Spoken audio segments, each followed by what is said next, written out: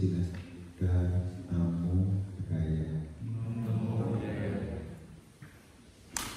Hari ini kita berjumpa di dalam kegiatan yang sangat baik, yang mana apa yang kita lakukan saat ini adalah upaya-upaya untuk menumbuhkan hal yang baik di dalam kehidupan kita masing-masing. Tentu seperti apa yang telah diagendakan, topik bahasan kita di pagi ini adalah mindfulness in action, membawa yaitu kesadaran di dalam tindakan atau bertindak dengan kesadaran. Kenapa topik ini perlu kita juga pelajari? Karena saya berpikir juga di masyarakat kita akan hidup dengan penuh ketidakpastian. Ini adalah realita kehidupan. Karena kehidupan yang kita jalani ini tidak ada yang bisa memberi kepastian. Mungkin rasanya mendengar kalimat ini tidak enak. Masa hidup ini tidak pasti banget. Seperti yang kita telah ketahui, Guru Buddha juga menyebut sapi sangkara anicca. Semua bentukan ini tidak ada adanya. Kenapa hal ini perlu kita ketahui? Sebagai bentuk pembekalan supaya kita tidak kaget dengan kenyataan.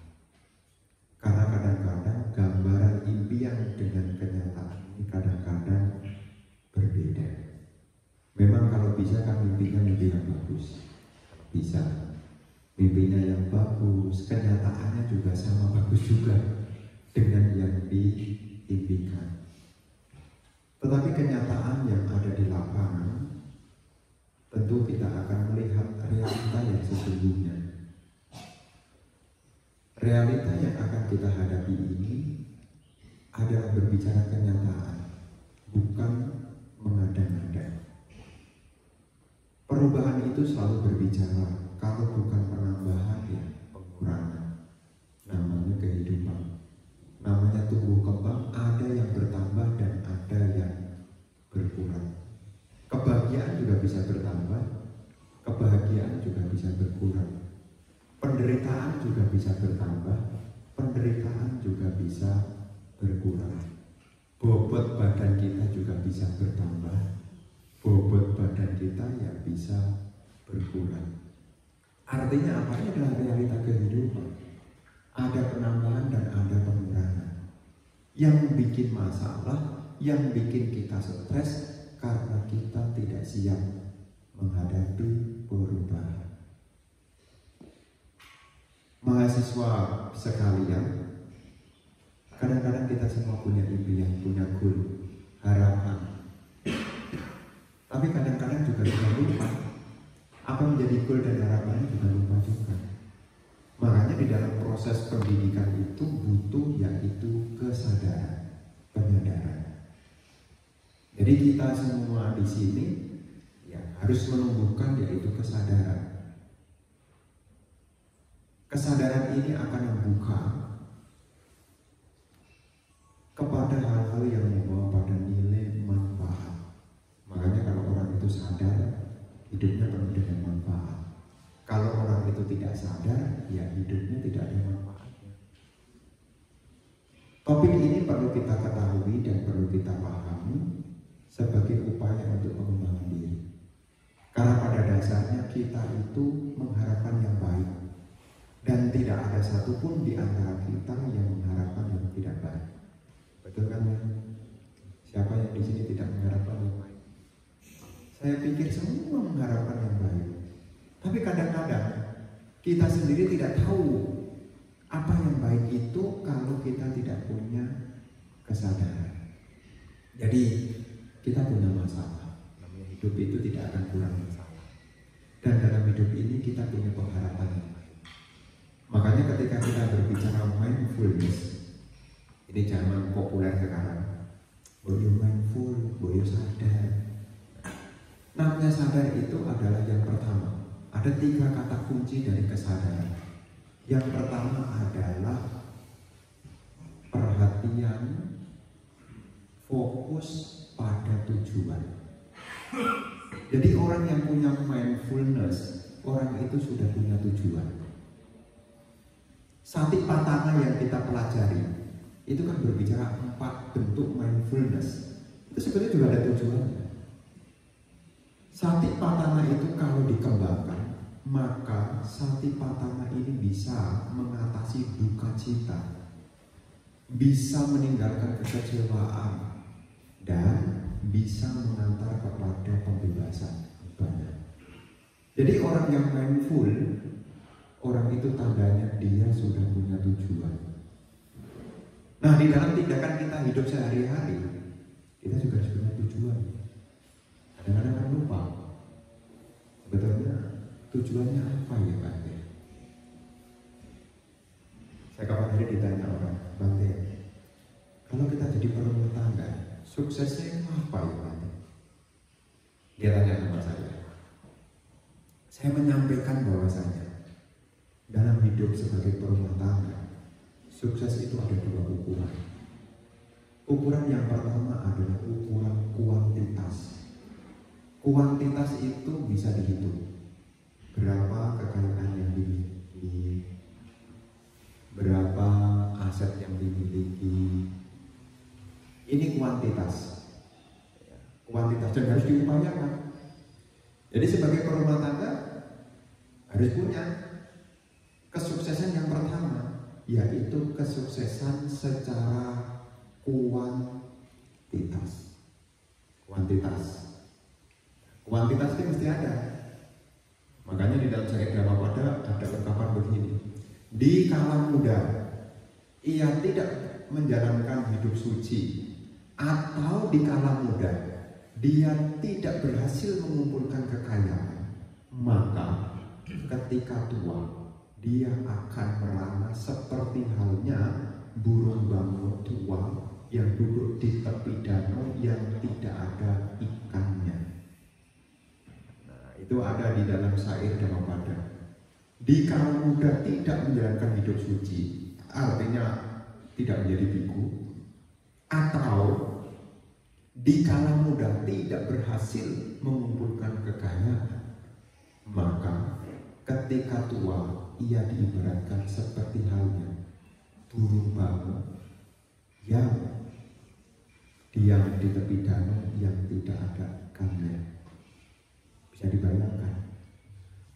Maka jenis yang pertama ini harus punya secara kuantitas. Inilah gunanya kuliah. Punya skill, punya knowledge. Untuk apa? Untuk mendapat yang pertama kesuksesan dalam hal kuantitas. Meskipun tidak sekolah, nanti akan sekolah. Sekolah bersama dengan kenyataan hidup. Ditipu, dicurangin, akhirnya ilmunya tambah juga. Demi mendapatkan kesuksesan jenis yang pertama adalah kuantitas. Tapi kuantitas nggak cukup juga. Karena untuk mendapatkan kuantitas kadang-kadang diperoleh dengan cara yang keliru. Akhirnya ya tidak bisa dibilang sukses. Maka kesuksesan yang kedua supaya balance adalah sukses secara kualitas. Beda. Kalau kuantitas bisa kelihatan, kalau kualitas lebih kepada pemaknaan. Makanya kalau orang suksesnya kuantitas tanpa kualitas, dia merasa bisa beli, bisa belanja, tapi dia tidak bisa menikmati. Mau apa bisa kebeli. Oh, kuantitas kok. Ya, zaman sekarang tinggal nyodorkan kartu, bayar. Kuantitas, tapi dia tidak dapat kualitas. Dia tidak bisa tidur dengan nyenyak, dia tidak bisa makan dengan enak, pikirannya tidak tenang. Berarti kurang apa? Dia tidak punya kekayaan berupa kualitas. Ini jangan sampai ketinggalan. Maka kadang-kadang ada yang bilang, di dunia ini apa yang belum saya raih? Kok saya tidak bisa bahagia ya? Orang katanya punya ini bisa bahagia. Saya sudah punya tapi tidak bahagia. Orang bilang katanya punya ini bisa bahagia. Saya sudah punya tapi saya belum bahagia. Ternyata setelah ditelusuri, memang dia punya kuantitas, tetapi dia tidak punya kualitas. Kualitas ini berbicara apa? Salah satunya adalah moral. Moral. Makanya ketika kita bekerja, moral itu juga penting.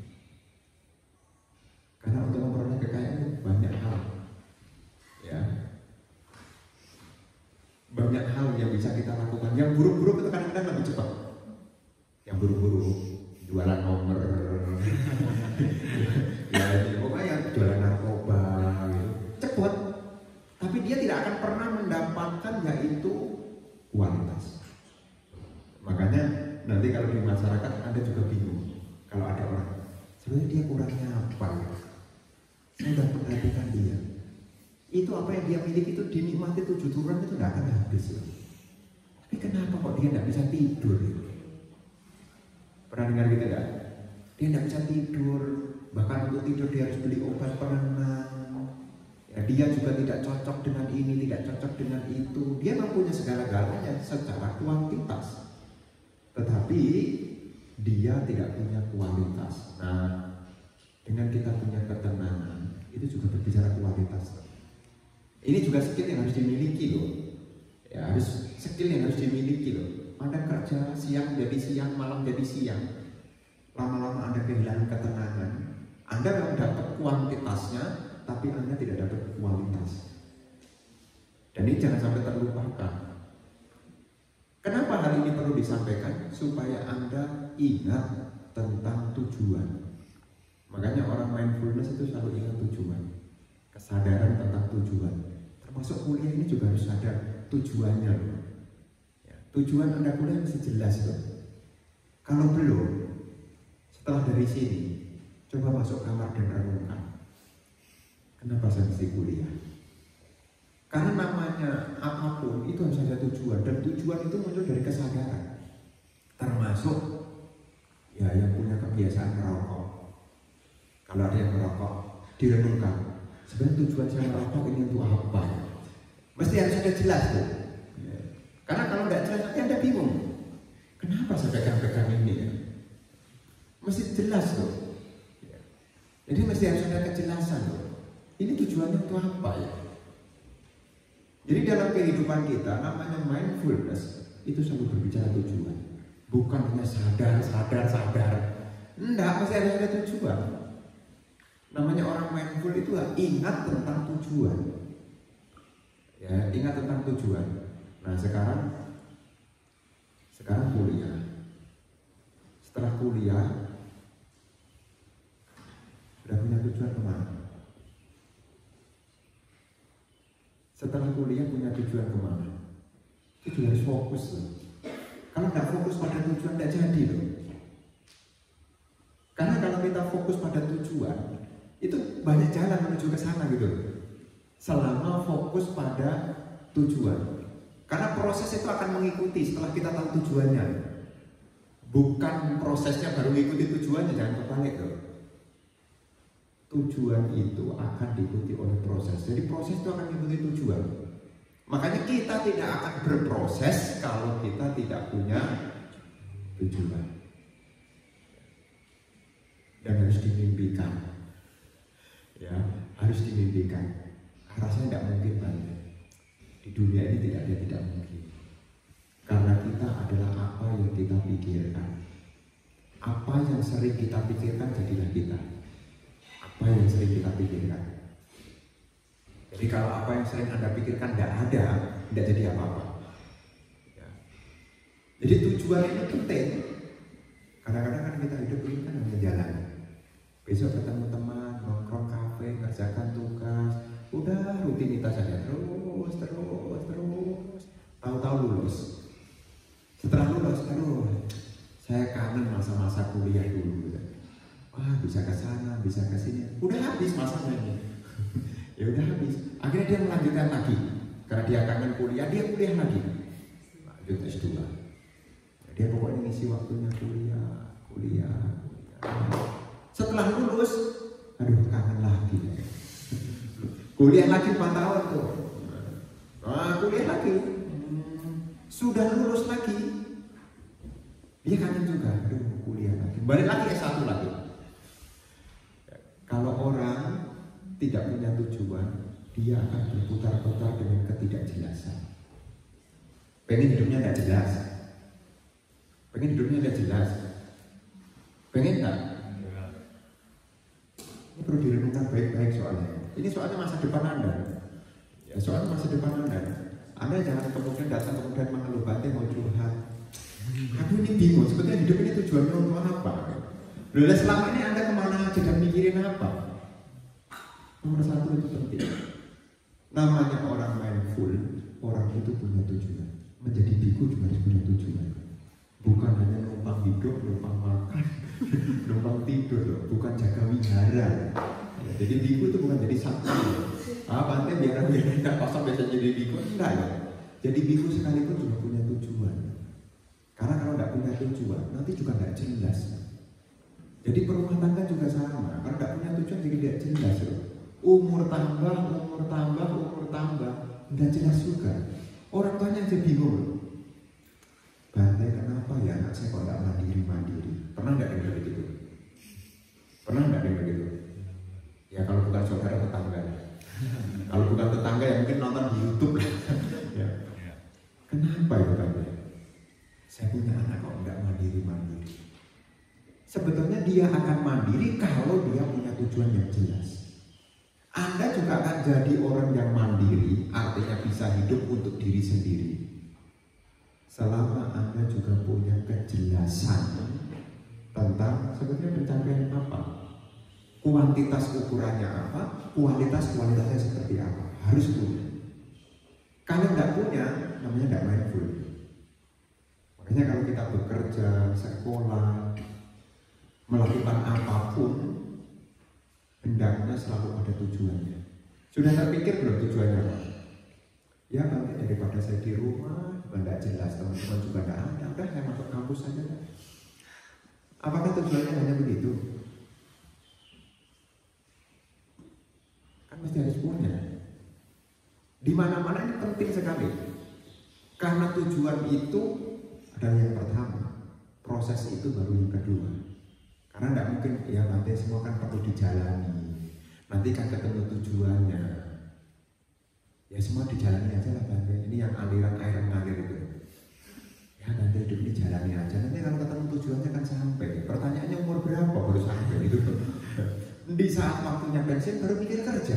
Kan kebalik. Masa produktif tidak dipakai produktif.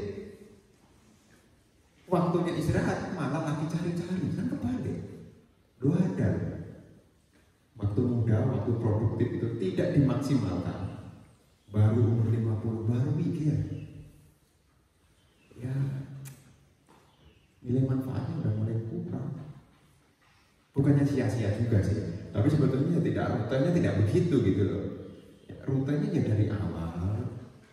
Ya, masa produktif ini ya waktunya ya dimaksimalkan. Ya nanti kan Anda umur 25 kan harus punya kemandirian. 25 minimal cukup lah untuk diri sendiri dulu, minimal tuh.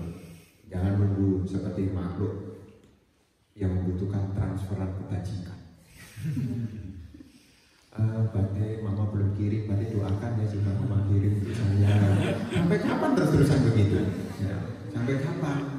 Nanti sudah berkeluarga masih jenisnya begitu. Minta transferan ini masih kurang. Loh itu namanya kan belum mandiri. Tapi kemandirian akan tetap menjadi pemiliknya kalau orang itu dari awal selalu berpikir tujuan. Bagaimana caranya, proses akan diikuti. Selama tujuannya sudah diyakini, proses akan diikuti. Urusan panjang pendek rutenya itu lain ceritanya. Yang penting tujuannya. Karena ini semua proses kok. Selama Anda punya tujuan, Anda akan berproses. Tapi kalau Anda tidak punya tujuan, tidak mungkin akan berproses. Sekarang dulu, sekarang nanti tetap sama. Kalau tidak punya tujuan. Makanya ini kan harus dibicarakan. Ya dibicarakan. Ini ciri khas orang yang mindful. Jadi mindful itu tidak hanya latihan meditasi. Bante saya kurang mindful meditasi. Orang meditasi itu karena ada tujuan, bukan hanya orang lari dari kenyataan. Orang meditasi itu bukan orang lari dari kenyataan, stres meditasi, balik lagi ke kenyataan, stres lagi meditasi. Bukan, jadi orang meditasi itu bukan orang stres. Jadi nanti kalau lihat orang peserta saya meditasi banyak, nanti sekarang kok banyak orang stres ya Pak? Bukan, orang-orang yang ingat pada tujuan, itulah mereka meditasi. Makanya yang belakangan ini, nanti kapan ada waktu jadwal meditasi, soalnya stres ya. Saya bilang meditasi ini bukan obatnya stres. Orang yang datang meditasi karena mereka ingat tujuan. Karena tujuan hidup selain kuantitas, tujuan hidup adalah mencari kualitas. Seperti ketenangan itu kualitas, seperti kebahagiaan itu kualitas. Makanya kebahagiaan itu tidak bisa dideskripsikan secara kuantitas, itu tidak bisa. Karena kebahagiaan itu berbicara kualitas. Jadi ciri khas orang yang mindful, dia punya tujuan. Nanti di planning. Gini-gini saya juga punya tujuan. Tujuan jangka pendek apa, jangka jauh ada. Dalam 1 tahun ini tujuannya apa? Ada loh. Memang saya hanya cuma nunggu Bante makan pagi siang, makan siang siap makan. Ya, saya punya tujuan. Jadi goal target dalam bulan ini apa? Bulan depan apa? Karena kesuksesan besar itu dimulai dari kesuksesan kecil-kecil. Tidak mungkin kesuksesan besar tanpa melewati kesuksesan kecil-kecil.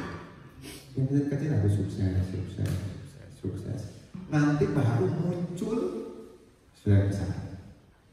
Jadi harus punya nih, harus punya tujuan. Oh, ada tujuan bersama, ada tujuan sendiri. Kalau tujuan wihara biasanya program wihara itu. Nanti ya kita dalam tahun ini akan membuat acara berapa kali, agendanya apa, butuh dananya berapa. Itu udah ada tujuannya gitu. Ini secara kebersamaan. Tapi untuk diri sendiri, ya makin hari makin tenang, makin hari makin sabar. Kalau situasinya sulit, mesti banyak belajar. Itu kan tujuan dekat-dekat. Ini untuk diri sendiri. Harus punya loh. Karena kalau nggak punya, bosan loh. Jadi satpam nggak dibayar itu bosan. Bosan. Jadi harus punya tujuan. Hidup Anda juga akan membosankan kalau Anda tidak punya tujuan. Jadi bukan berbicara, kan semua sudah ada, semua sudah ada. Ada kalau tidak ada tujuannya membosankan. Makanya orang yang mindful ini yang pertama, ini kata kunci yang pertama. Kalau Anda mindful, berarti Anda punya tujuan. Kalau sekarang Anda belum punya tujuan, berarti Anda belum mindful. Atau Anda banyak pikiran, sehingga belum ketemu tujuannya. Opsinya, tujuannya masih moratorium, masih mengalami penundaan. Apa ya? Belum terpikirkan. Tapi yang jelas dari pertemuan ini, Anda sudah punya gambar. Ya, Anda dengan saya kan duluan saya kan? Anda, kecuali yang ini. Anda dengan saya kan duluan saya. Duluan saya dari orang-orang yang datang dengan menyampaikan keluh kesah macam-macam, yang minta berbagai macam pertolongan. Intinya itu satu, mereka dari awal tidak punya tujuan. Karena tidak punya tujuan, yang ada hanyalah beban. Jadi karena tidak punya tujuan, jadi terbebani. Kalau tidak percaya ya Anda buktikan aja. Ya sudah, berarti saya tidak akan memilih tujuan apapun. Saya akan hidup sehidup-hidupnya tanpa tujuan. Saya mau bebas tanpa tujuan. Hati-hati loh, nanti tersesatkan loh. Ya. Kan kita nggak boleh melekat, Bante. Ya memang untuk topik-topik itu tidak boleh melekat, tapi Anda juga harus melekat pada tujuan juga. Karena kalau tidak melekat sama tujuan, tidak jadi juga. Makanya orang-orang kalau dalam spiritual ya, orang-orang yang datang kepada Sang Buddha itu punya tujuan. Orang-orang yang datang kepada Sang Buddha yang sukses itu karena punya tujuan. spiritual itu punya tujuan, apalagi yang duniawi. Oh, yang spiritual di atas duniawi aja punya tujuan, apalagi yang duniawi mestinya tujuannya juga harus ada. Ini perlu diingat yang nomor satu. Terus yang kedua, ciri dari mindful itu selain menentukan fokus pada tujuan, yang kedua adalah fokus pada saat ini. Fokus pada saat ini. Saat ini saya sedang apa? Kira-kira apa yang saya lakukan ini mendekatkan pada tujuan atau menjauhkan pada tujuan? Ceritanya mau kaya, tujuannya mau kaya, tapi tindakannya rajin belanja. Ya bukan tidak boleh, tapi juga tahu ukurannya. Ya, kadang-kadang kalau saya ngisi di daerah-daerah gitu, daerah Tangerang ya, saya tanya, nih ibu, Pak, kalau sudah terima uang gajian kan mereka rata-rata kan bekerja, belanja dulu atau nabung dulu? Nabung dulu atau belanja dulu? Jawaban umumnya apa? Belanja dulu. Kalau ada sisa baru ditabung. Jadi menabung itu adalah sisa-sisa. Jadi yang namanya orang mindful, dia tahu saat ini kira-kira apa yang saya lakukan ini mendekatkan pada tujuan atau menjauhkan pada tujuan. Berapa orang yang datang meditasi tujuannya untuk ketenangan, saat proses meditasi dia juga harus ingat loh, kira-kira saya yang lakukan ini mendekatkan pada ketenangan atau menjauhkan pada ketenangan. Nah, orang-orang yang duduk meditasi pikirannya ngalor ngidul, ya, ngalor ngidul itu bukan mendekatkan pada tujuan, itu justru menjauhkan pada tujuan. Makanya orang-orang di zaman sekarang itu, ya, bahkan di dalam salah satu kelompok tertentu mengatakan pengembangan dari mindful itu sangat membantu. Kenapa? Karena dengan mindful dia tahu tujuannya. Dan dia orientasinya sekarang, dia melihat apa yang dia lakukan sekarang. Apakah ini pada mendekatkan tujuan atau menjauhkan pada tujuan. Hidup sosial itu bagus, hidup sosial itu bagus, tapi kita kan juga punya tujuan pribadi. Terlalu sosial akhirnya menjauhkan tujuan pribadi. Ya. Sosial itu bagus, ya bagus. Tapi kalau terlalu sosial nanti lupa anak, lupa istri. Pokoknya wihara, pelayanan terus wihara, pelayanan terus. Ya nanti bagaimana untuk ekonomi keluarganya? Bagus, tapi harus lihat juga. Karena harus tahu tentang tujuan tadi. Sosial itu juga bagus, tapi juga karena masih ada unsur keluarga, unsur pribadi, itu juga mesti diingat. Karena nanti jangan sampai terlalu aktif di sosial, tapi urusan pribadinya bermasalah. Kalau tidak punya mindful. Saat ini, apa yang saya lakukan ini mendekatkan atau menjauhkan? Karena seringkali kan kita tidak terpikirkan, kita melakukan sesuatu itu orientasinya hanya pada yang menyenangkan. Aneh kan? Kelemahan manusia itu begitu. Dia akan curahkan waktunya, ya, bukan pada tujuan, tapi pada yang menyenangkan.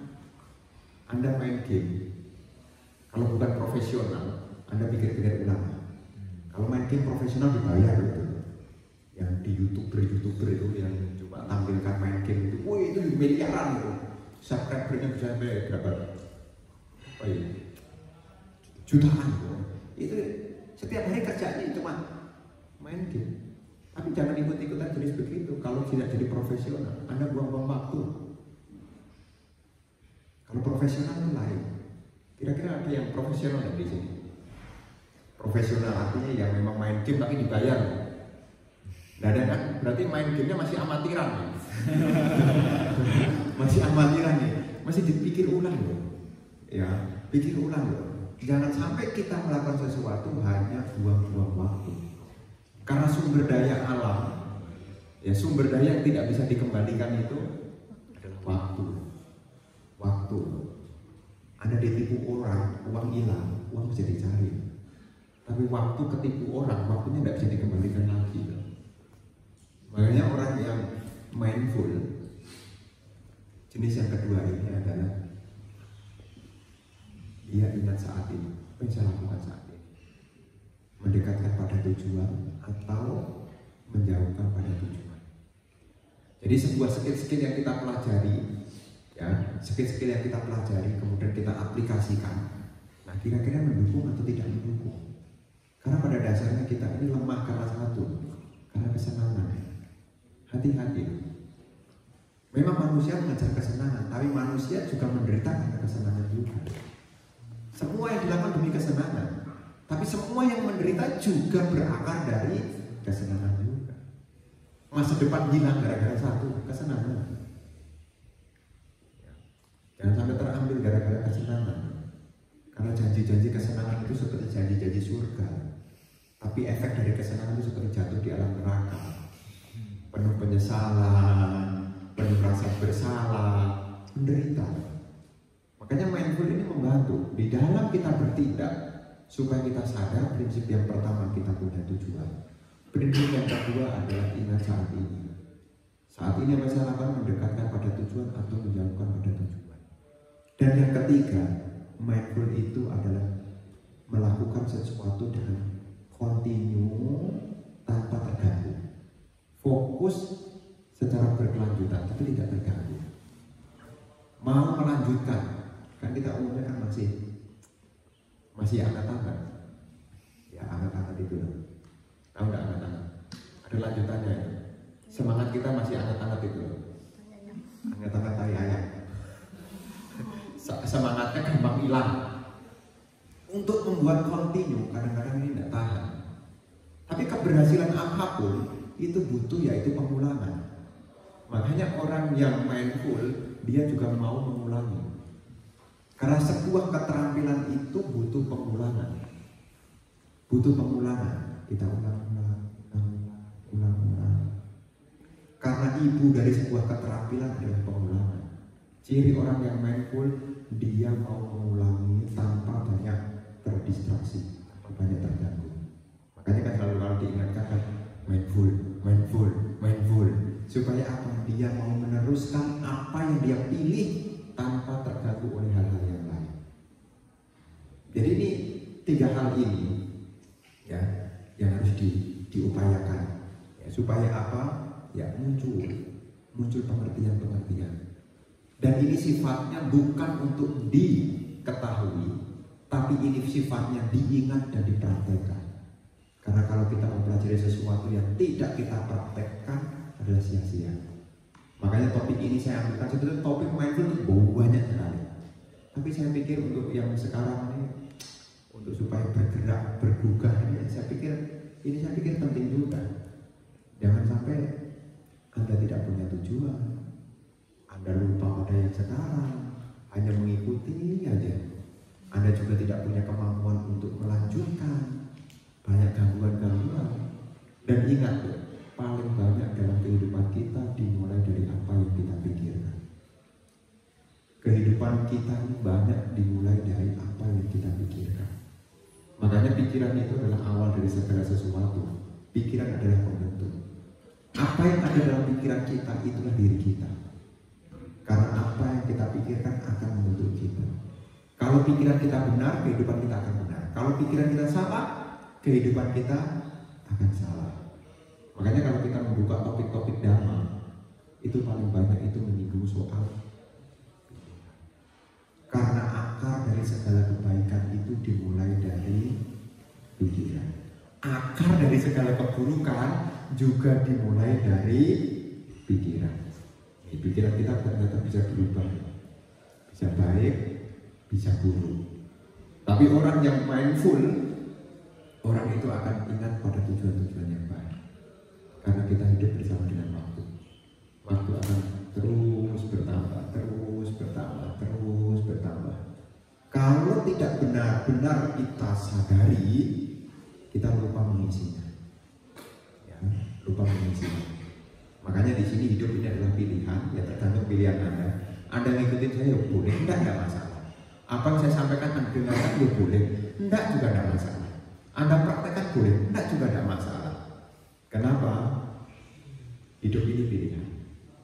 Pantai saya enggak setuju Pak. Ya enggak apa-apa juga sih. Ya, enggak apa-apa juga sih. Ya. Jadi dalam hal ini, hidup ini pilihan, tapi Anda menentukan. Kalaupun Anda tidak menentukan, alam akan menentukan Anda. Saya tidak memilih ya Bande, alam akan memilihkan Anda. Karena pada dasarnya hidup ini adalah pilihan. Maka Anda harus punya tujuan. Ya, belakangan ini Ibu Bapak, karena seseorang tidak punya tujuan, seseorang menjadi takut menderita. Belakangan ini, karena tidak punya tujuan, orang takut menderita. Padahal untuk mencapai tujuan harus menderita. Karena tidak punya tujuan takut menderita. Karena takut menderita dia lari-lari ke kesenangan. Padahal untuk mencapai tujuan harus menderita. Kalau sekarang tidak menderita, menderitanya nanti. Kalau sekarang menderitanya sudah diambil semua, udah tidak ada menderita lagi. Pertanyaannya mau menderita nanti atau sekarang? Nanti atau sekarang?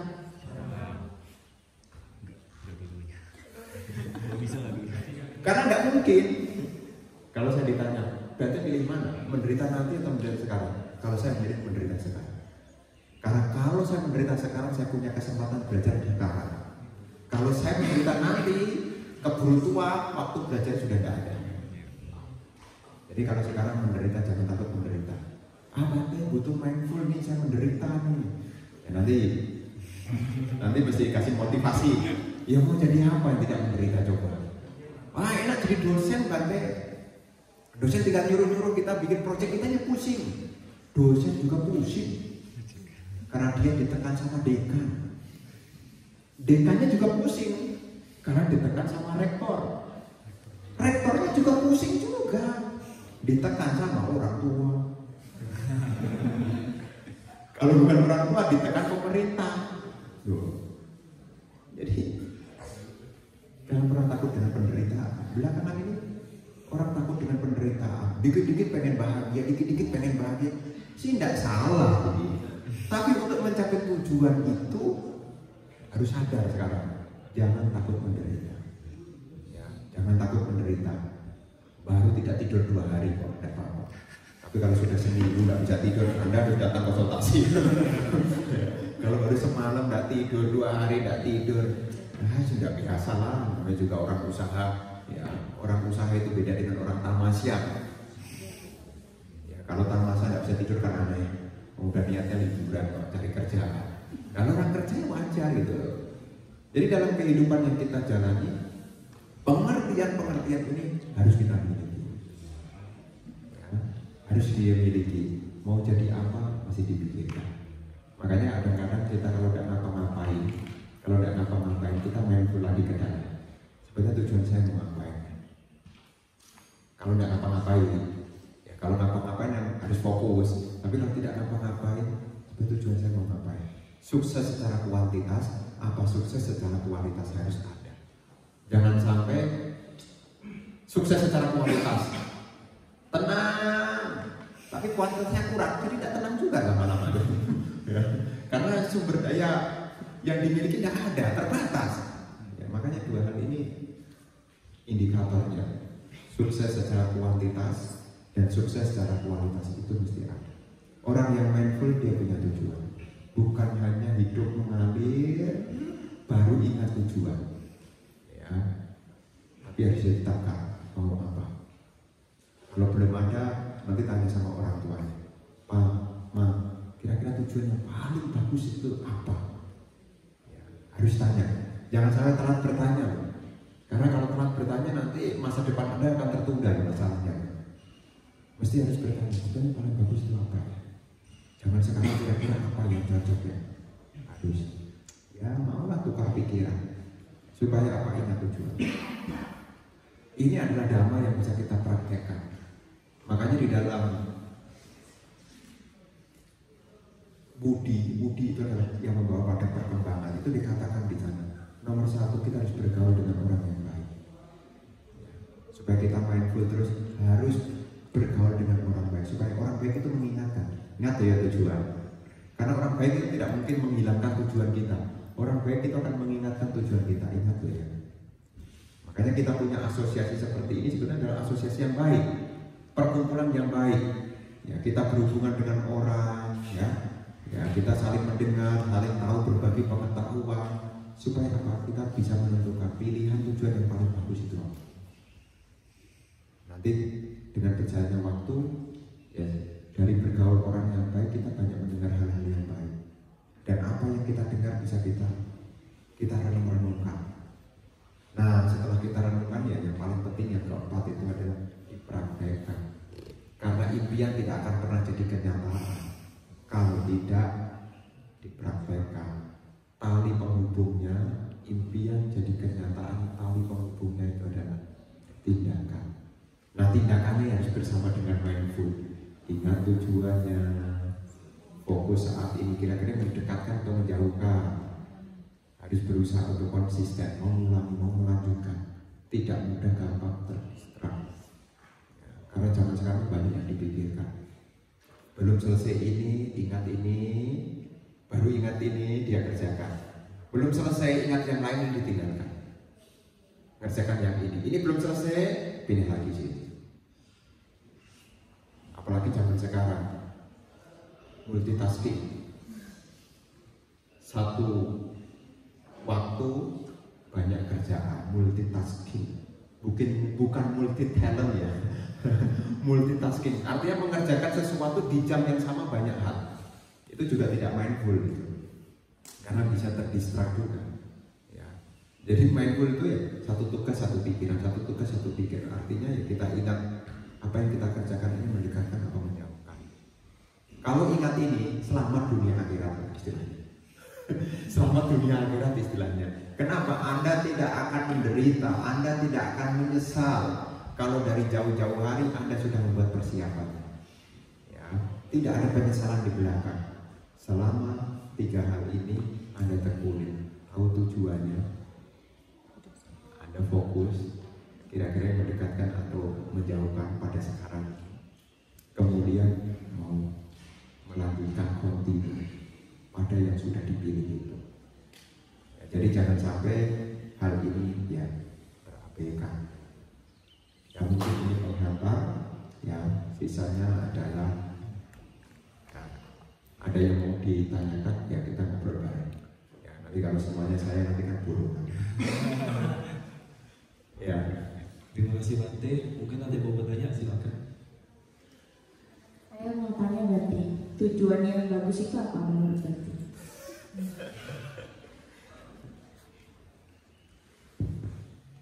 Nah, kalau ditanya tujuan yang bagus itu apa? Tujuan yang membawa manfaat.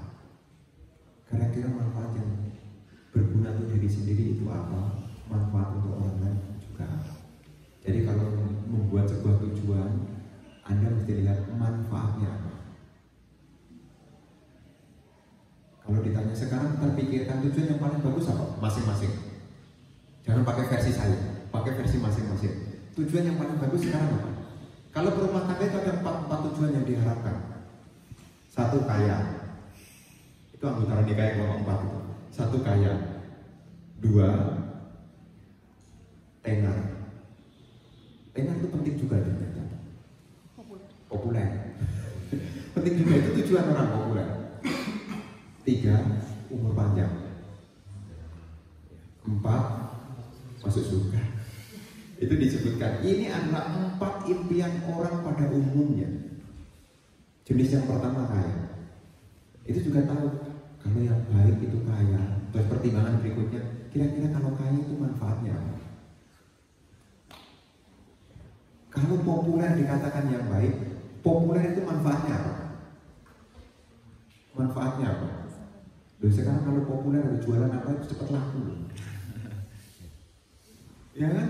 Sekarang zamannya TikTok. Saya ikutin umat-umat pada juga. Wah, kasihan tuh UMKM kecil, dia tidak punya follower kata dia. Karena untuk bersaing dia harus punya follower katanya. Karena kalau punya follower sekali jual bisa banyak. Siapa sih? Siapa Richard siapa dokter tadi? Oh iya, dalam 1 malam dia dapat berapa puluh M gitu kata umat. Bisa dengerin juga. Makanya tadi kan saya bilang, saya kalau ketemu itu saya juga banyak mendengar, saya banyak integrasi juga, wawancara. Ada perkembangan apa? Oh Bante sekarang ini sudah ramai ke TikTok. Ada apa? Oh sekarang jualan begini-begini. Terus terus yang baru bagaimana? Wah inilah kasihan, dia bilang gitu, kasihan gitu. Terus siapa yang sukses? Oh sukses itu adalah yang kalau punya pengikut banyak Bante. Tahu nggak Bante? Itu dia semalam tayang, dia bilang gitu, semalam tayang dapat 30 M. Ya dokter Richard itu jualan kosmetik itu 41 tuh malah upgrade tuh banyak itu upgrade-nya itu tuh. Sekali itu tuh kita kan dari itu, oh ternyata benar kata sang Buddha, oh ternyata populer itu juga penting juga loh, terkenal itu sudah terbukti di zaman sekarang loh. Anda ahli sekarang kalah loh. Orang ahli kalah sama orang yang punya follower. Orang yang ahli kalau ngomong itu tidak dipercaya loh kalau tidak punya follower. Aneh di zaman sekarang gitu. Makanya ya punya nama baik lah, reputasi itu kan penting. Reputasi itu kan penting. Jadi setelah tahu tujuannya, sudah dipilih, manfaatnya untuk apa? Anda tidak ragu pada pilihan itu. Kalau di Sutta tadi yang dikatakan 4, kekayaan, kaya, ada manfaatnya. 2, popularitas, ada manfaatnya. 3, umur panjang. Kalau umur panjang manfaatnya apa? Manfaatnya apa? Ya secara spiritual banyak kesempatan untuk berbuat baik. Secara duniawi banyak kesempatan jalan-jalan. Umurnya panjang. Jadi ada tujuannya. Nah, ke surga juga ada tujuannya juga. Ada manfaatnya gitu. Jadi setelah menetapkan itu manfaatnya. Jadi setelah kita timbang-timbang berdasarkan kita punya kemampuan. Jangan sampai kita memilih tujuan yang bagus tapi tidak mampu. Itu nanti tidak sesuai juga. Kira-kira saya punya bakat di mana? Saya punya kecerdasan di mana? Karena satu orang dengan yang lain beda-beda. Ada yang talentnya itu di matematik, pokoknya urusan matematika jago. Ada yang di bagian yaitu linguistik, pinter ngomong. Ada tuh. Kan ada tuh. Dia pinter sekali kalau nulis, tapi giliran disuruh berbicara depan orang, dia bingung mau ngomong apa. Karena ternyata kecerdasan orang itu macam-macam. Ada yang matematik, ada yang linguistik, ada yang artistik seniman, ada yang spiritual, ada yang natural. Jadi dia lebih suka yang alam-alam. Itu juga kecerdasan juga. Itu teorinya Gartner itu ada 8 jenis kecerdasan itu ada tuh. Multiple intelligence, ya, multiple intelligence itu kan ada beberapa. Nah, jadi nanti kalau menentukan harus disesuaikan. Kira-kira ini saya mampu menjalaninya ya. Karena kalau tidak mampu ya coba dipilih opsi-opsi yang lain. Jangan sampai tidak memilih ya. Ya, pasti ada. Jadi yang paling bagus apa? Yang membawa manfaat dan kita bisa menjalaninya. Ya. Bisa membawa manfaat dan kita bisa menjalaninya. Nomor 1 kita bisa memperolehnya. Nomor 2 juga bisa memperolehnya. Nomor 3 juga bisa memperolehnya. Nomor 4 juga bisa memperolehnya. Selama kita bisa menjalaninya. Ini tambahan sedikit. Kenapa yang sukses itu sedikit? Orang itu tahu jalan kesuksesan. Kenapa yang sukses sedikit? Yang mau praktek dikit. Dan yang tahu menderita, yang berani menderita sedikit. Jalan kenibanan sudah ditunjukkan, tapi sedikit yang benar. Karena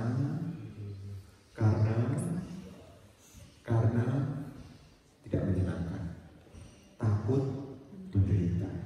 Orang yang sukses itu sedikit. Kenapa? Hanya orang-orang yang berani menderita. Ya, makanya kalau Anda mau sukses, Anda juga jangan takut menderita.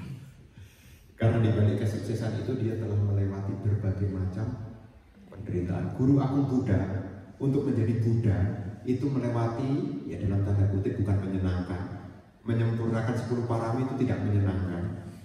Ya, itu juga menderita juga. Dana parami, sila parami, nekama parami, pana parami, kanti parami, aditana parami, saca parami, kanti parami, meta parami, ubeka parami. Itu juga tidak menyenangkan. Karena kesuksesan itu ya memang ada rute di mana kita juga mengalami tidak menyenangkan. Maka tadi saya bilang, kenapa yang sukses sedikit? Karena yang berani menderita itu sedikit. Umumnya orang setelah tahu menderita, pamit pelan-pelan, udah jadi ya. sudah digeluti gitu. Enggak ini waktunya habis kapan? Akhirnya dia tidak menang. Padahal untuk membentuk itu, kalau saya cerita di mana-mana, hidup ini seperti makan bakso. Makan bakso. Intinya akan kita makan. Kalau kita beli bakso itu kan, ada tipikal orang dihabiskan dulu mie sama kuahnya habis, baru makan baksonya. Ada juga jenis yang lain dimakan baksonya dulu baru minyak sama airnya baru itu. Intinya apa? Kalau kesenangannya diambil di depan, penderitaannya di belakang. Kalau penderitaannya diambil di depan, kebahagiaannya di belakang. Kalau kita ngambil bahagianya dulu, ya tidak apa-apa sih. Ini penderitaannya di belakang. Makanya ada perumpamaan itu sumur.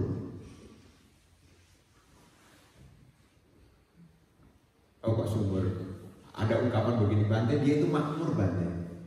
Tinggal rumah sama sumur. Jadi makmur itu tinggal rumah sama sumur. Dulu punya tanah banyak. Orang Tangerang. Dulu punya tanah banyak. Tapi sekarang makmur. Tinggal rumah sama sumur. Jadi udah habis tanahnya. Kenapa? Karena tanahnya dijualin untuk senang-senang. Senangnya diambil di depan, menderitanya, ambilnya senang di depan, bagiannya di belakang. Ada sebaliknya. Bante hati-hati sama penjual bubur sebelah katanya.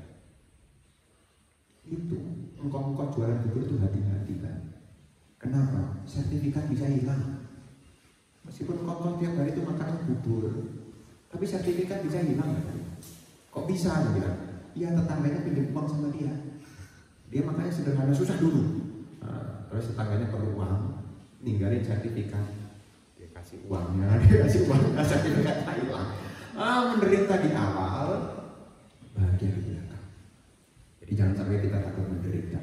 Belajar itu juga menderita. Kayak begini kan sudah melewati saya. Kayak seperti Anda tugas-tugas itu sudah melewati. Siang jadi siang, malam jadi siang juga. Mengerjakan tugas sampai jam 2 pagi. Kadang-kadang udah jam 3 pagi belum selesai. Waduh, udah pagi nih, gimana nih? Sudah melewati. Sudah melewati, tapi sebenarnya juga bagus juga, karena itu juga proses alami. Selama ingat tujuan, kita tidak akan kehilangan arah, karena proses akan ngikutin. Proses itu akan ngikutin. Bagaimana caranya nanti proses yang akan mengajarkan. Selama ingat tujuan, ingat ungkapan banyak jalan menuju Jakarta. Jadi kalau kita dari sini mau ke Jakarta banyak pilihan. Mau lewat Sukabumi bisa, ya mau lewat Sukabumi bisa, tapi agak jauh. Sampai Jakarta juga. Mau lewat Jombor bisa, mau ke Jakarta bisa. Mau lewat Jagorawi bisa, itu jalan normal. Artinya banyak jalan. Selama kita punya tujuan. Begitu ya.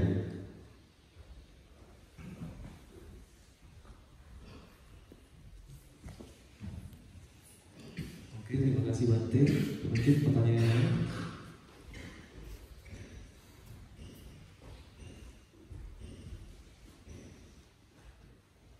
Ada yang mau ditanya lagi?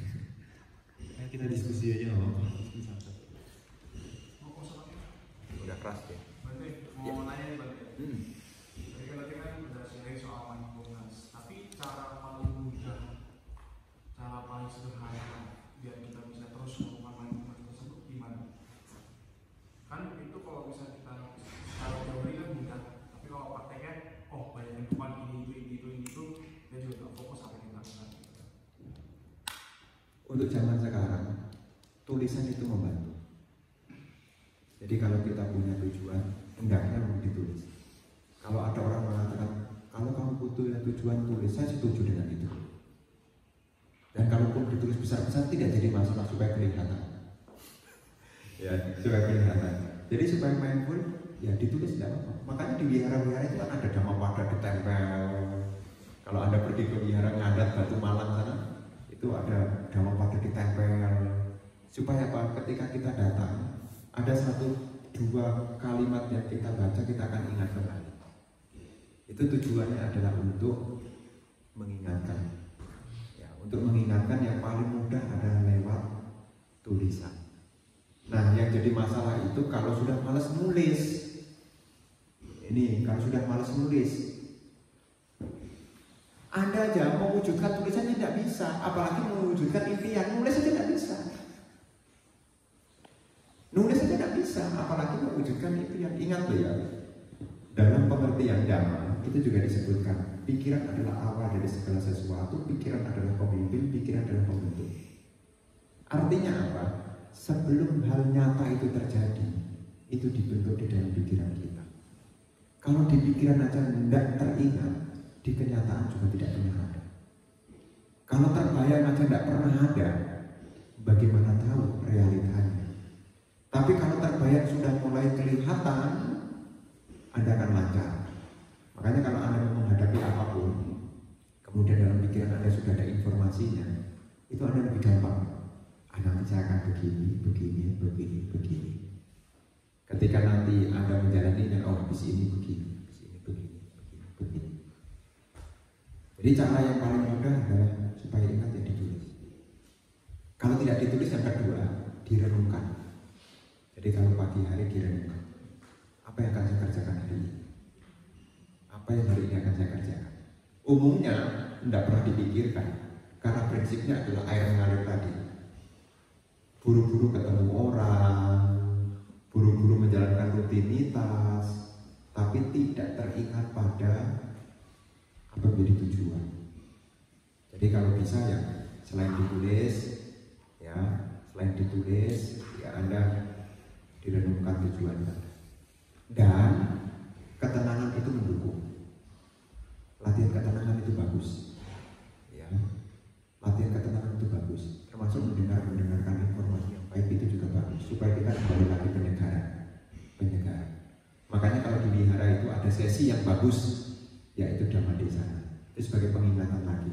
Meskipun kita sudah pernah mendengar, tapi dengan kita mendengar lagi, kita seperti diingatkan kembali. Oh iya, betul juga ya. Oh iya, betul juga ya. Nah, itu sebagai bentuk pengingatan lagi. Karena dikatakan di dalam Dhamma itu ada 2 hal yang membantu, namanya sati dan sampajanya. Ini adalah Dhamma yang membantu, ajaran yang membantu. Sati itu artinya ingat, sampajana itu kebijaksanaan. Orang akan terbantu oleh selalu ingat dan terbawa pada kebijaksanaan. Sati sampajana. Kalau sudah kehilangan sati, panennya tidak akan muncul. Makanya kan ada diungkapkan yang lain juga, kewaspadaan adalah jalan menuju tanpa kematian. Kelengahan adalah jalan menuju kematian. Mereka yang sadar tidak akan mati, mereka yang tidak sadar seperti orang mati. Itu ada ungkapan begitu. Itu pentingnya punya pengingatan. Selama kita ingat, ya kita akan menjalani apa yang kita ingat lagi. Mau kemana Cik? Mau ke pasar. Mau kemana Cik? Kemana ya? Hati-hati kalau ketemu orang begitu, bisa ngulang. Bisa ngulang. Mau kemana? Mau kemana ya hari ini? Lu dirinya sendiri aja bingung. Gimana? Mau ngajak orang. Makanya Anda juga harus punya kejelasan. Caranya dididik. Mau kemana? Mau kemana? Ini adalah upaya kita untuk mengingat apa yang menjadi tujuan tadi. Ditulis, direnungkan, ya, bergaul dengan orang-orang yang baik, supaya selalu ingat.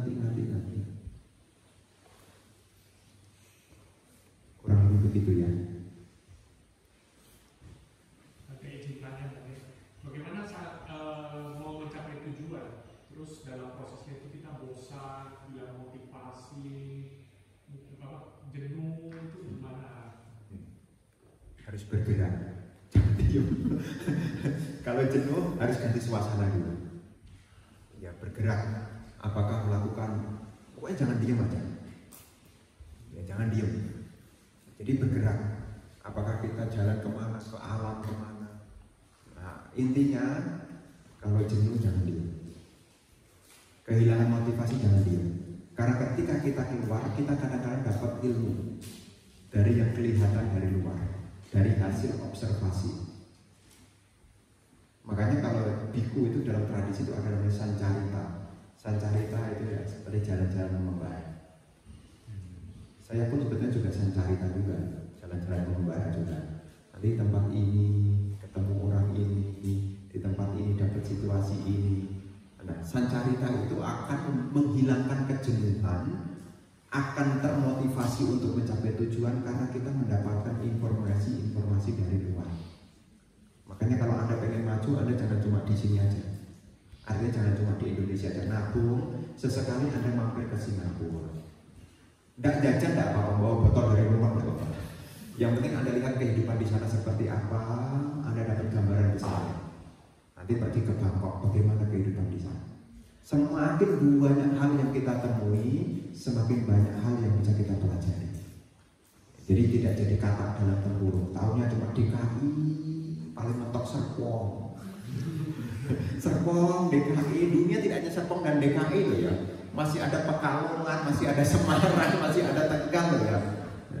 Ya. Karena dengan kita punya daya keluar, kita tahu. Karena di berbagai tempat yang saya kunjungi itu saya dapat informasi-informasi. Karena biasanya saya ke sana itu sebetulnya sudah cari ilmu. Jadi saya ke sana sebenarnya cari ilmu. Jadi kalau lihat apa itu saya lihat apa yang bisa saya bawa. Kadang-kadang saya foto bukan foto pemandangan, foto yang bisa ditiru. Ya, ada tanaman. Oh kalau nyuruh orang nyemprotin itu kalau diawasi baru disemprotin. Kita kalau punya karyawan, kalau baru ada kita dia baru nyiramin. Kita nggak ada, tidak ada siraman. Terus bagaimana? Nah, disiasati. Oh di tempat lain ada cara menyiram itu dengan cara diinfus. Cukup buka keran dia kan. Oh jadi tidak usah nyiramin. Karyawannya tidak usah nungguin, tinggal buka keran, dipermudah. Kadang-kadang mereka punya alasan. Bante, tidak ada waktu kan harus ngepel. Siapa yang nyiram? Nah, kita harus mikir. Dapat ilmu dari mana? Nah, daripada trial and error, mencoba dan gagal, lebih baik melakukan traveling lagi dan kapan. Oh di sini ada ini bisa ditiru. Oh ini bisa ditiru. Itu salah satunya. Kalau lagi apa? Kehilangan motivasi. Kemudian tidak ada inspirasi, coba keluar. Nah, kalau perlu kalau di daerah tinggal di mana? Makassar. Di Makassar saya nggak tahu mau kemana. kalau di Gading Serpong bisa jalan kaki tuh. Di dekat Ayon jalan kaki sampai The Bridge misalnya jalan kaki. Mungkin dari kampusnya Prasmu jalan kaki ke The Bridge lewat sampingnya itu kan. Wah, terus nanti muternya lewat Navapa, Foresta, tembus Paramount, buah terus sambil jalan terus. Seharian nanti. Iya, namanya juga cari ilmu. Kadang-kadang saya sengaja juga, sengaja pergi itu tujuannya bukan untuk refreshing ya, tapi untuk cari informasi. Maka kadang-kadang nanti di sana bagus, ada apa? Oh ada begini. Kira-kira patut nggak kalau saya kesana? Oh enggak, kamu Bante ini edukasi kok. Karena patut tak ke sana. Jangan banyak. Banyak karma buruk. Udah kamu berangkat foto aja. Ya, jadi itulah cara-cara bisa dilakukan. Intinya jangan hanya di sini. Mungkin kita ketinggalan di tempat yang lain mungkin lebih maju sehingga kita bisa tahu. Karena dengan kita traveling itulah kita tahu banyak hal. Termasuk ya sumber-sumber inspirasi banyak. Nanti bisa dicoba ya kemana lah, ke Bali atau kemana, dari Makassar ke Bali. Lihat nanti Bali kan luas, ada Karangasem, ada Gianyar. Bukan hanya Bali itu isinya Kuta aja loh ya. Bali itu bukan hanya Kuta, ada Tabanan juga loh. Jadi bisa lihat ya, itu bisa dilatih. Kadang-kadang kalau datang ke kafe gitu kita bisa lihat apa yang bisa ditiru. Jadi kita bisa meniru. Bukan hanya ini kopinya harganya berapa, ya bukan hanya itu aja, tapi kita bisa meniru apa yang bisa diambil. Kalau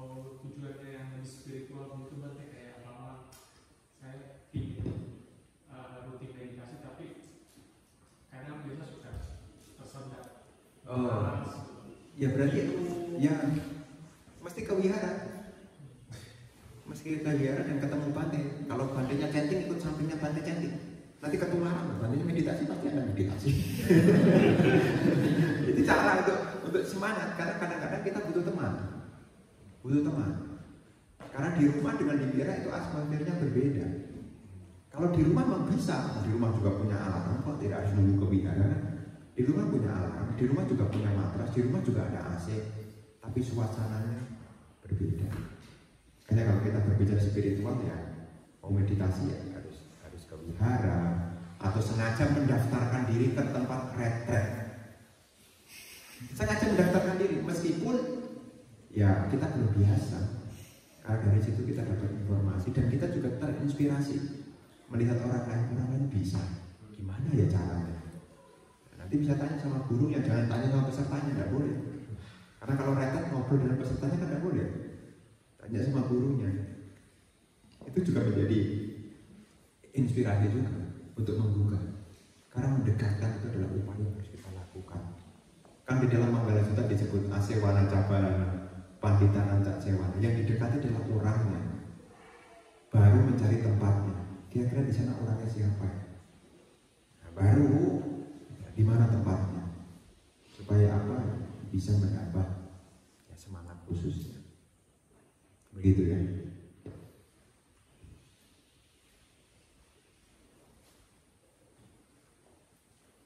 Mungkin yang lain ada pertanyaan lagi?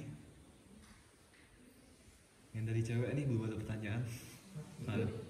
Silakan. Kan kalau misalnya itu kan bilangnya kalau misalnya kita harus kenal harus bergaul dengan orang lain baik. Kalau misalnya kita ketemu orang yang kayak menurut kita tuh nggak malah menghalangi kita dalam capai tujuannya gitu. Nah itu kan tapi kan kita masih harus tetap jalan relasi dengan mereka. Itu gimana cara supaya kita bisa berdiri sama mereka supaya tetap jadi hubungan dengan mereka juga. Kalau kita udah tahu kalau misalnya mereka mau ngajak sama kita gitu ya kita tuh udah kayak mereka menghalangi lah istilahnya.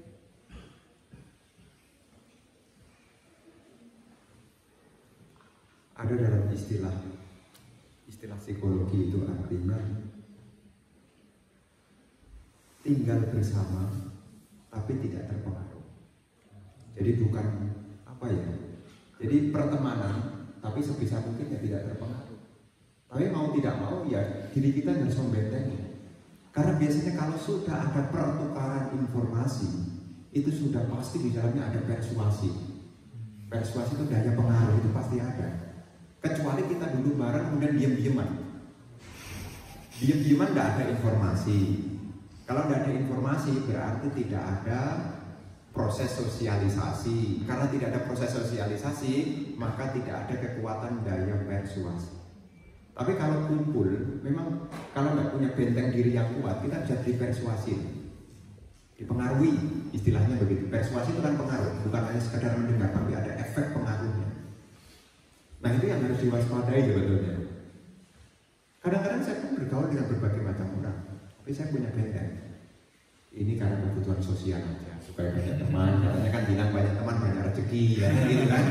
Banyak teman banyak rezeki, jadi saya jaga pertemanan, tapi ya sekedar berteman, tidak sampai kena daya persuasi, tidak daya pengaruhnya ya sampai. Karena banyak teman banyak rezeki. Zaman sekarang tuh social networking katanya. Jadi banyak teman banyak rezeki. Supaya tidak terpengaruh ya kita punya benteng diri, ya, punya benteng diri. Nah sebisa mungkin tuh, nah ini kelihatannya tidak bagus. Kita berjuang kok malah dia ngedor-ngedorin. Nah ini tidak bagus nih. Kita kalau sudah punya sadar tidak bagus, otomatis akan ngeblok. Nah ini tidak benar nih. Masa lagi berjuang, tapi dalam hati ngomongnya. Saya mau mencoba ini, lalu dia bilang, alah nggak usah lah, ngapain jangan begini begitu. Hidup ini jalani aja. Masa begitu, tapi dalam hati. Masa begitu, ya logika aja lah. Mana selamanya kita bisa begitu kalau tidak berusaha. Nah, kita tapi dalam hati. Supaya apa? Kalau kita dalam hati sudah punya pegangan tersendiri, informasi masuk nggak bisa masuk. Karena saat itu sebetulnya posisi kita sedang sadar, pikiran kita sudah terisi. Makanya kadang-kadang kita dikocok-kocokin orang, tapi kan kita tidak terbawa. Kamu mau nggak? Ini enak loh, tapi ingat gula. Ini enak cici, ini terkenal di Gading Serpong nih, martabaknya manis. Oh ini lebih dari markobar ya. Oh ini lebih gitu. Tapi dalam hati gula. Bisa nggak mencoba? Nggak bisa. Sama juga. Ini babinya, oh ini kok babinya. Ini dari babinya ini kurangnya. Oh ini panggangannya, keras. Tapi ingat dalam kolesterol.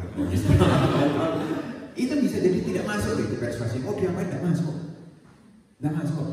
Kalaupun masuk kemungkinannya 20%. Saat Anda karena tahu nggak enak sama teman, itu pun ngambil cuma simbolik. Udah, sisanya jatuh ke bawah. Ya, karena nggak enak aja. Ya, selama kita punya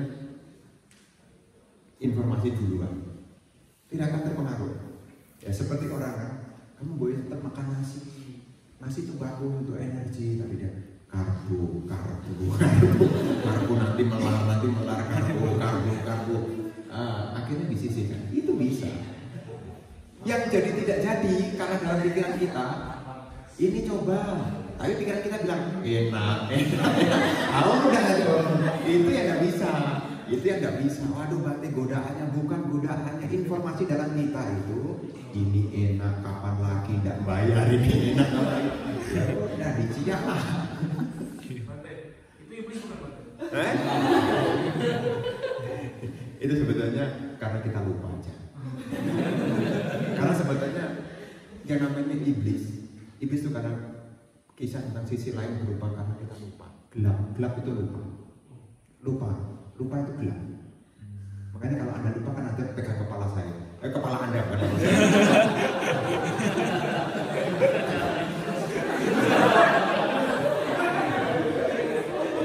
Iya kan? Kalau Anda lupa kan gitu kan? Kalau Anda lupa kan Anda pegang kepala Anda kan? Biar apa? Biar tidak gelap, terang. Ayo gitu kan? Kalau ketika lupa, ayo. Seketika Anda pegang kepala Anda kemudian bilang, ayo semua segar semua. Oh iya ini tadi tidak apa. Kenapa kok tidak terbawa karena Anda gelap? Makanya iblis itu sisi gelap.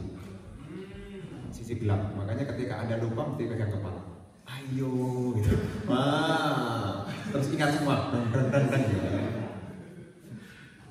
Jadi itu simbolik sisi gelap. Tidak ada sebetulnya kalau seandainya orang mengkaitkan iblis di luar. Iblis di luar malah butuh pelimpahan jasa. Boro-boro ganggu Anda, dia itu butuh pelimpahan jasa. Bante di rumah mengganggu karena ada makhluknya. Dia butuh pelimpahan jasa, Anda akan ganggu Anda. Yang mengganggu adalah pikiran Anda. Jadi yang mengganggu kita sebetulnya pikiran kita sendiri. Yang ngocok-ngocokin Anda belanja atau tidak itu bukan teman loh. Ini bagus ini bagus nih warnanya pink, cocok nih pink nih. Tapi kalau Anda sudah ngeblok, enggak, tidak jadi. Bagus nih, masuk sih, iya nih coba tuh. Oh iya betul juga ya. Sebetulnya bukan orang lain sebetulnya, Anda sendiri sebetulnya. Anda terima atau tidak kan diri Anda sendiri. Kan begitu kan? Awalnya kan enggak lah. Kata mama harus hemat. Terus teman bilang, ya lu cocok dengan kulitmu cocok. Tuh ya. Ini limited tuh, kapan lagi nih ada program seperti ini? Iya tak ada. Jadi iblisnya bukan temannya, gitu. Karena kita saat itu terbawa keadaan lupa.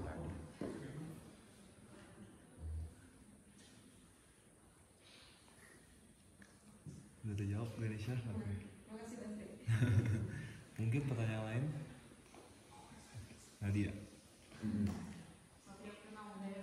Mau tanya, kalau dalam hidup itu kan pasti ada tujuan yang gagal tercapai. Kenapa sih rasanya mengikhlaskan tujuan yang gagal itu rasanya susah banget, dan gimana cara untuk mengikhlaskan supaya lebih mudah? Ya, itulah pentingnya dari jauh-jauh hari kita punya beberapa opsi. Ya, kalau mobil itu bannya tidak disisain satu penderitaan. Betul nggak? Anda mau ke sini, bannya itu pas tuh Bapak yang itu. Kemudian di jalan bocor satu, Anda menderita. Itulah sebabnya kenapa di Asia khususnya mobil itu dikasih ban serep. Supaya apa? Kalau putus satu, terus paku atau meletus, masih ada penggantinya. Kita tidak akan pernah kecewa selama kita punya opsi kedua. Makanya jangan sampai pilihan cuma satu-satunya, kecewanya berat. Kenapa orang sampai lupa diri? Karena dia anggap itu cuma satu-satunya. Makanya pilihan itu jangan cuma satu. Makanya tujuan itu tidak hanya satu. Nah, jadi cara pilih tujuan jangan cuma satu. Nanti kalau satu itu tidak ada, nanti kecewa. Betul boleh disampaikan. Datang ke restoran yang dituju, kalau ke McD, yang dituju cuma apa? Ya. Tapi pahalanya tidak ada. Masih ada jadi makan. Kalau nasi ayamnya tidak ada, kan masih ada bubur ayamnya. Kalau bubur ayamnya tidak ada, kan masih ada berikutnya. Artinya apa? Supaya kita tidak kecewa, kita harus siapkan opsi yang kedua.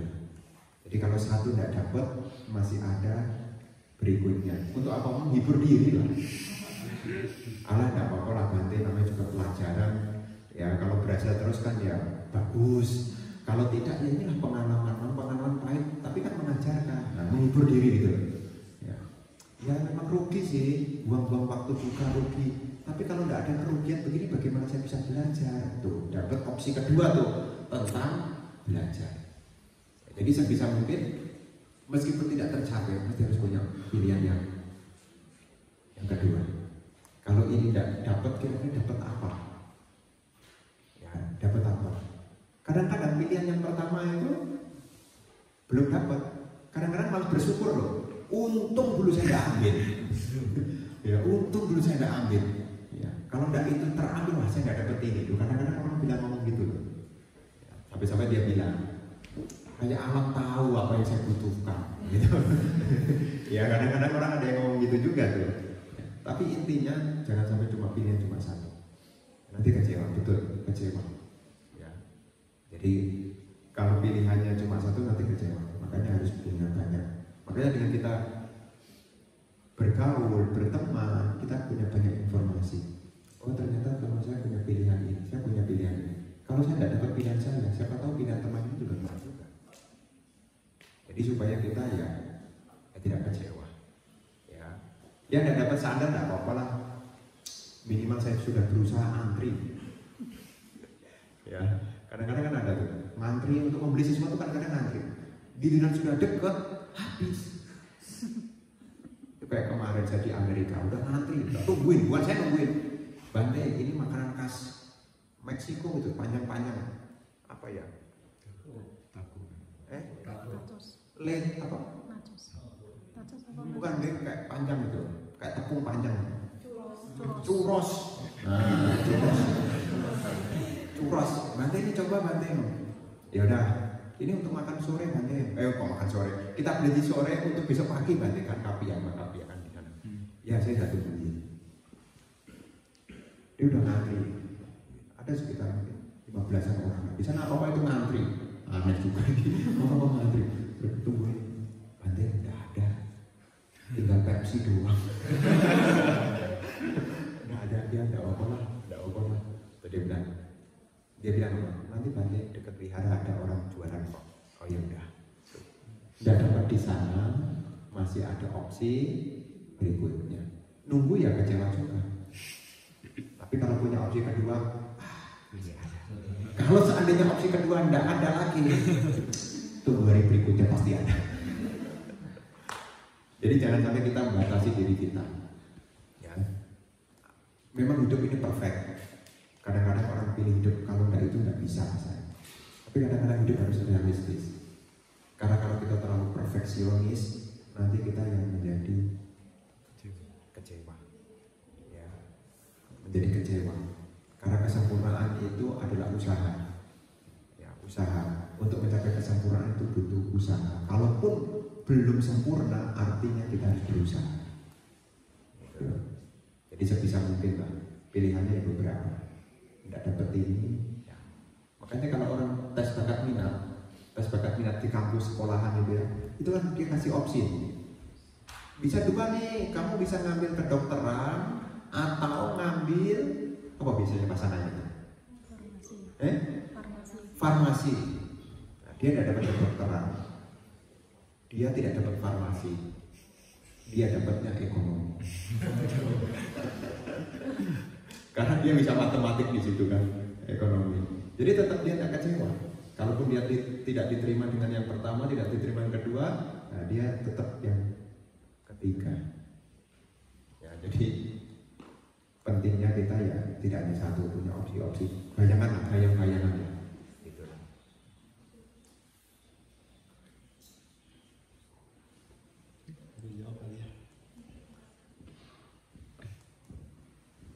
Kita selanjutnya boleh silakan.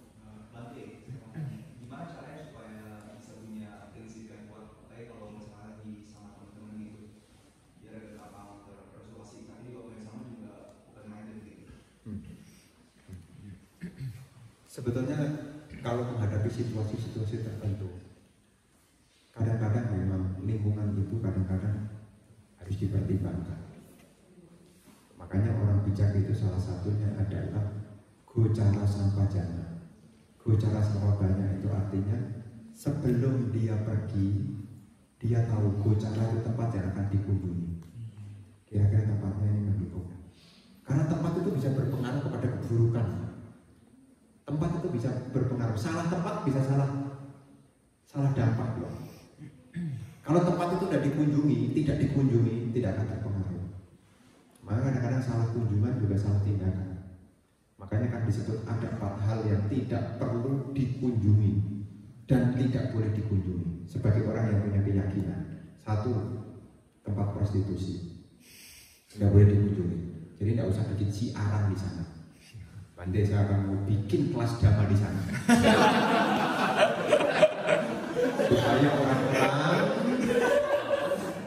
supaya orang-orang bisa tercerahkan. Saya mau bikin kelas dhamma di situ, tidak bisa. Anda datang ke sana langsung reputasinya buruk di mata orang. Wah, dia pandai kelas dhamma, kok malah kunjunginya ke tempat prostitusi. Itu secara dhamma tidak boleh dikunjungi. Meskipun tengok orang sakit aja tidak boleh. Bante itu akan sakit, undang Bante dong. Anda bisa. Itu tidak. Jadi tempat prostitusi. 2, tempat minuman keras.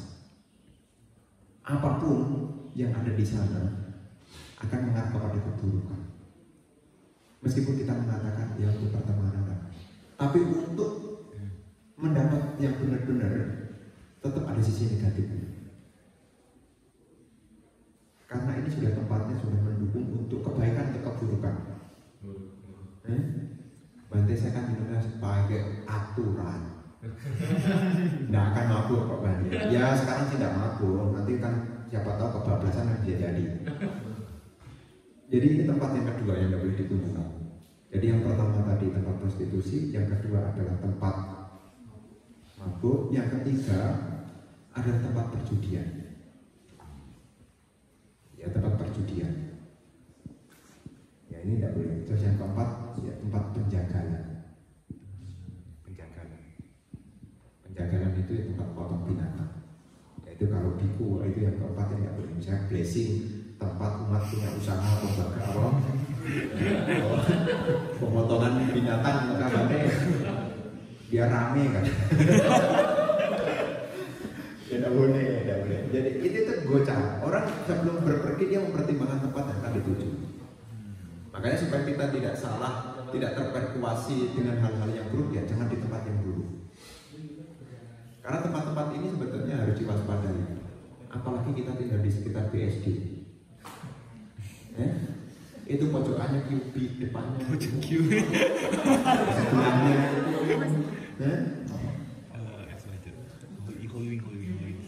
jadi entertain.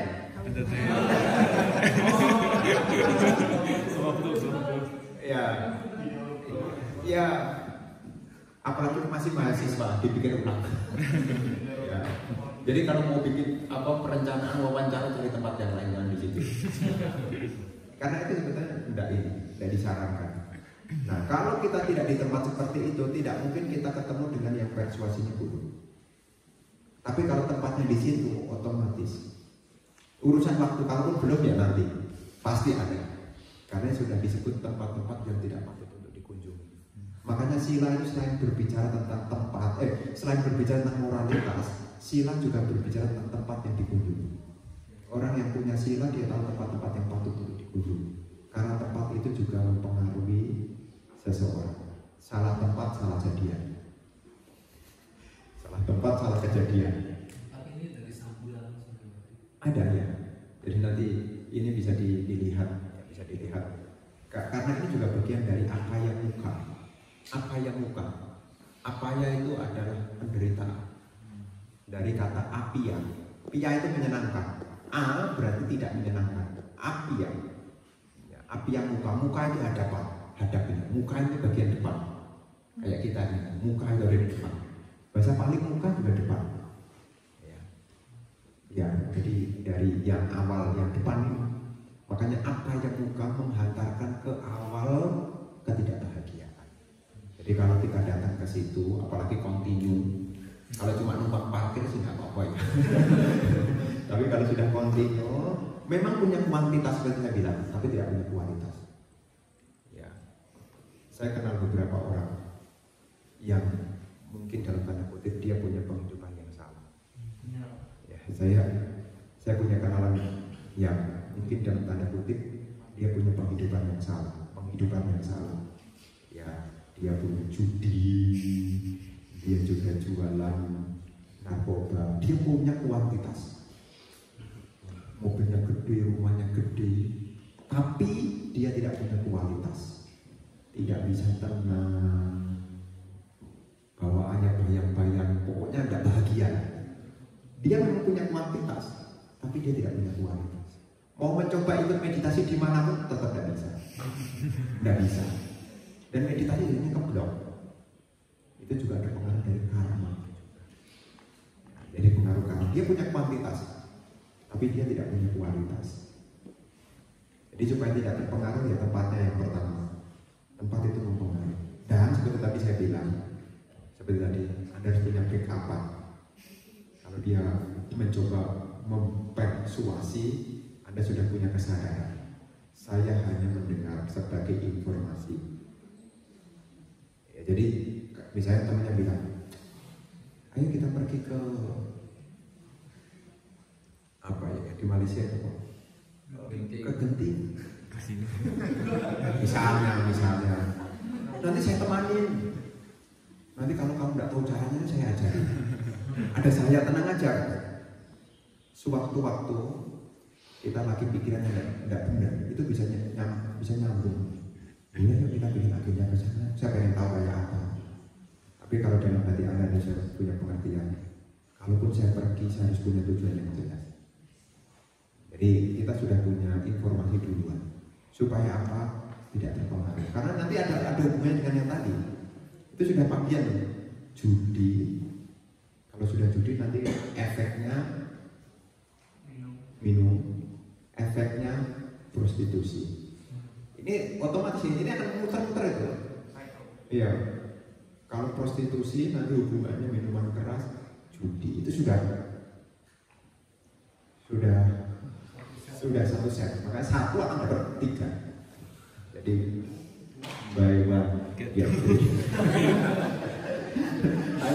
Pokoknya kalau sudah ke ini otomatis itu cuma nunggu waktu Pak. Mungkin mengatakan enggak katanya cuma satu enggak mungkin, ini akan nunggu waktu. Kalau sudah berani ke salah satu dari tempat ini nanti ininya akan lolos juga. Ya, jadi kalaupun kita dapat ya kita bisa ngerem dulu. Kalaupun kita bergaul dia mengatakan oh ini enak. Sekarang ini di Bangkok itu ada kebebasan, bukan bencong.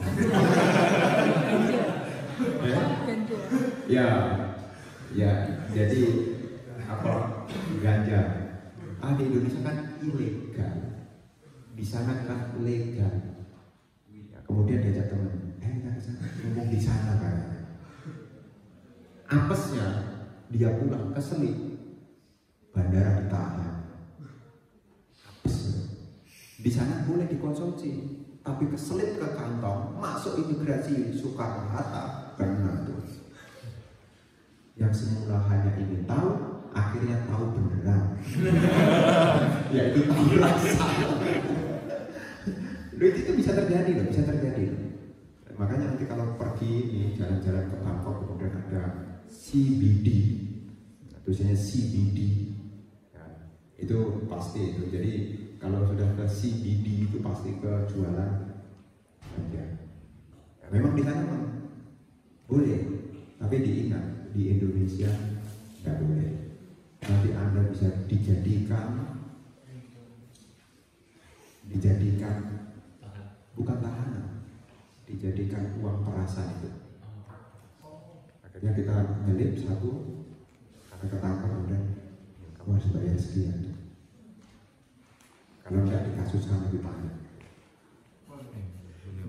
Itu harus hati-hati juga. Langsung makanannya nggak boleh, Pak? Nah kalau makan ya di sana. Kalau makan di sana memang ada modelnya permen macam-macam. Memang ada modelnya, tapi harus hati-hati. Permen tadi katanya manis enak, keselip lagi di kantong. Masalah lagi. Kita kan nggak tahu. Namanya lagi apes karena berbuat kita nggak tahu.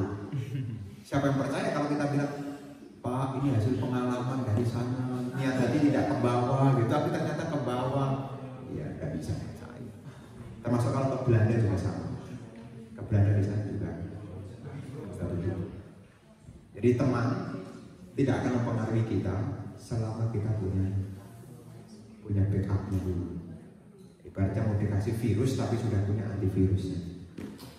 Karena pada dasarnya memang ada teman yang baik mengajak kita pada kebaikan, tapi ada teman yang buruk mengajak kita susah bareng-bareng. Itu terbukti kalau makan jeruk. Kalau makan jeruk enggak? Kalau manis dimakan sendiri. Kalau asam, coba nih kalau nggak percaya. Coba nih kalau nggak percaya. Artinya apa? Kadang-kadang kalau enak dimakan sendiri, kalau susah. Nah, bila kalau ketemu teman yang apes kayak begitu, dia kalau enak dia ambil, tapi kalau sudah susah dia ngajak aja.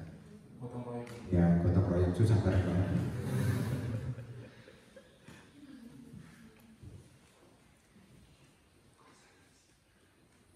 Mungkin satu pertanyaan terakhir.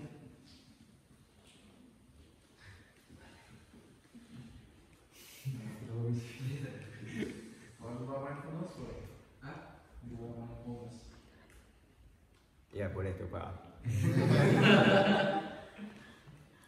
Contoh kayak tadi ya Pak, ya. Misalnya main judi menang nih Pak.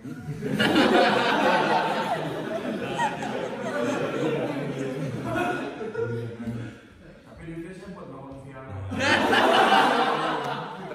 Terus. Jadi pertanyaannya, jadi karmanya iman.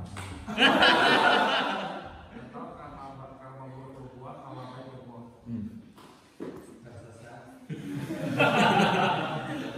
Nah, memang secara kuantitas akan dapat, tapi secara kualitas tidak dapat. Jadi karena diperoleh bukan dari jerih payah dalam artian dari cara yang halal. Ya, memang secara kuantitas dapat, tapi secara kualitas tidak dapat. Meskipun mau bangun sebesar apapun, bayang-bayang rasa bersalah itu tetap ada. Meskipun bukan akibat untuk yang itu, tapi tetap ada. Bisa untuk bangun boleh. Kalau kita kotak dana kita tidak pernah bertanya orang yang berdana paramita halal atau haram.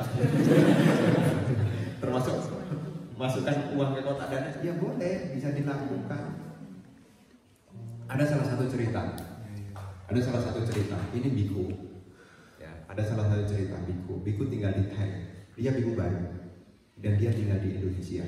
Orang Indonesia di tasbih di sana masih baru. Terus dia pindah patah. Terus ketika pindah patah, ada wanita pekerja malam itu, dana makanan. dia ragu-ragu. Terima enggak ya? Terima enggak ya? Ya. Terus biku itu akhirnya memilih untuk tidak menerima. Kemudian dia pulang. Dia tanya gurunya, guru, tadi saya di jalan pindah kota ketemu ada pekerja malam yang udah makan. Tapi karena saya ragu-ragu, ya saya tidak menerima. Terus gurunya bilang apa? Suatu saat kalau ketemu diterima aja. Karena dia tidak punya kebajikan, makanya dia hidup seperti itu. Supaya secara kuantitas tadi, ya tidak memiliki penghidupan yang real di kemudian hari. Jadi di sana kan ada kita tahu, ya kalau di sana kan dunia malamnya juga tidak kalah menariknya juga kan. Jadi pagi hari ya mereka juga, karena umat di Thai itu kan memang yang tidak seperti di Indonesia belajar drama ataupun meditasi. Di sana paling banyak yaitu rajin berdana. Apapun latar belakangnya, pokoknya timbul keyakinan bahwasanya ya, praktek dhamma yang paling awal adalah berdana. Nah, jadi guru itu menjelaskan bahwa dia dikasih kesempatan. Ya, supaya apa? Supaya dia punya kebajikan. Kalau dia punya kebajikan, kehidupan yang akan datang, dia tidak mengalami kelaparan. Nah, jadi secara kuantitas, dapatnya kuantitas tapi bukan kualitas. Jadi kalau hasil dari berjudi tadi dapatnya kuantitas, tapi tidak dapat kualitas. Karena setiap apa yang ditanam kan berbuah. Apa yang ditanam kan berbuah. Tapi karena yang ditanam itu bukan dari hal yang bajik, artinya dari sila yang baik, ya tidak bisa menyertakan berupa kualitas, tidak dapat. Maka kita bisa lihat kan, nanti kalau ketemu di lapangan, ya, kalau kita bertemu orang-orang di lapangan, nanti kita bisa melihat, oh dia begini tapi kok begini. Nah, kita bisa lihat dari situ. Nanti akan kelihatan, nanti diobservasi, tidak usah dikomentari, diobservasi aja, cukup diamati. Nanti akan ketemu jawaban, oh man, gitu. Nanti akan ketemu gitu. Kok bisa begitu ya Pak? Ada yang tahu. Kok bisa begitu ya Pak? Sudah hukum alamnya. Sudah hukum alamnya. Ya. Orang yang memperoleh uang dari cara yang keliru, dia rela mengeluarkan uang itu jumlah besar untuk keburukan. Dia kalau berdana untuk yang kebaikan paling sedikit sekali. Sekali buka meja dia bisa ratusan juta. Tapi kalau berdana untuk hal-hal yang membawa manfaat, pendidikan, dia pikir-pikir. Beda dengan orang yang baik. Orang yang baik dia berpikiran terbalik. Jadi dalam hal ini, apakah karmanya impas? Karma tidak ada yang tahu. Tidak ada yang tahu. Tapi yang jelas apa yang ditanam itu akan dipetik. Dia memang bisa mendapat secara kuantitas, tapi dia tidak akan mendapat secara kualitas. Punya tapi tidak bisa menikmati. Punya tapi tidak bisa menikmati. Kadang-kadang kan orang baik ada yang iri juga ya. Ada orang baik yang iri itu. Nanti saya baik hidupnya susah kata dia. Kok dia hidupnya kacau kok sukses ya Pak? Apa saya ikut kacau juga ya? Kan kadang-kadang gitu kan. Wah ini gimana karma ini kok gak adil?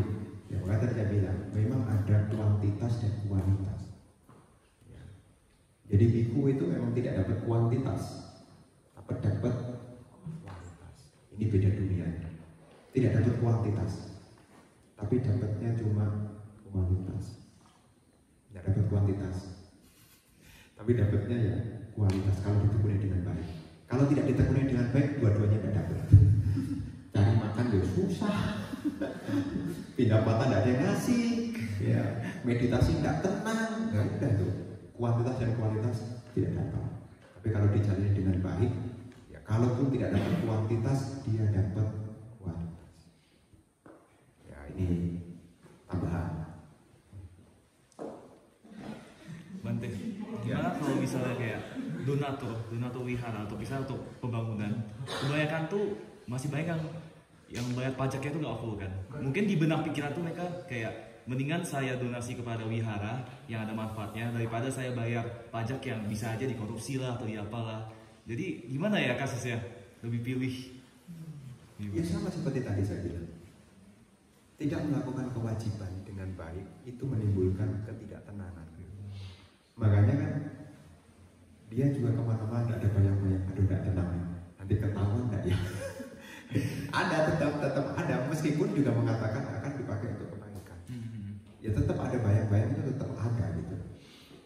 Karena itu urusan waktu kok, urusan waktu. Kapan ketahuan kita tidak tahu, karena tidak tahu. Tapi karena sistem cepat atau lambat, kalau tidak segera berubah, ya pasti ketahuan, pasti ketahuan. Apakah sedikit atau banyak, apakah nanti atau sekarang, kita tidak tahu. Apakah nanti masih di backup sama kebajikannya? Ya nggak tahu juga. Ya, masih punya dukungan kebajikan sehingga banyak amnesti, kemudian ketemu yang baik, kemudian dikasih jalur-jalur yang baik. Ya bisa jadi, bisa jadi. Tapi yang jelas ya kewajiban warga negara ya harus dilakukan. Ya. Contoh sederhananya, kadang-kadang saya juga mengajarkan yang keliru. Kadang-kadang kalau ke Sunter Patimoka jam 1, mau ke Sunter jalanan macet, udah mas ngeblok kiri aja mas. Itu juga mengajarkan kesalahan juga. Apakah saya tenang? Saya juga nggak tenang. Waduh, kalau depan ada BCR nanti bagaimana? Bukan cepet urusan, malah makin lama ini urusan tuh. Jalanan bisa muncul juga. Jam 1 jadwalnya, jam 11 itu meninggalkan BSD. Jadi sebenarnya cukup waktunya. Tapi kadang-kadang jalan peak itu, ya. Kalau dari Serpong itu kan harus naik yang atas itu, rekan panjang. Karena kalau nggak mungkin, yang di Sunter nungguin saya itu nggak mungkin, nggak ada hukumnya. Junior ditungguin senior sudah ada. Ya. Waduh, ini gimana? Ya udah, akhirnya pilihannya begitu. Udah mas, ngambil kiri aja mas. Mas lagi mas. Sebenarnya mengajarkan yang salah juga. Ya, tapi kan memang keadaan mau gimana? Karena di backup oleh kebajikan, pernah suatu ketika, ini suatu ketika, ini pengalaman, di backup oleh kebajikan, prit, lampu apa, bawa bendera merah, klepet, waduh, kena, terus buka jendela, oh, Buddha Seci ya,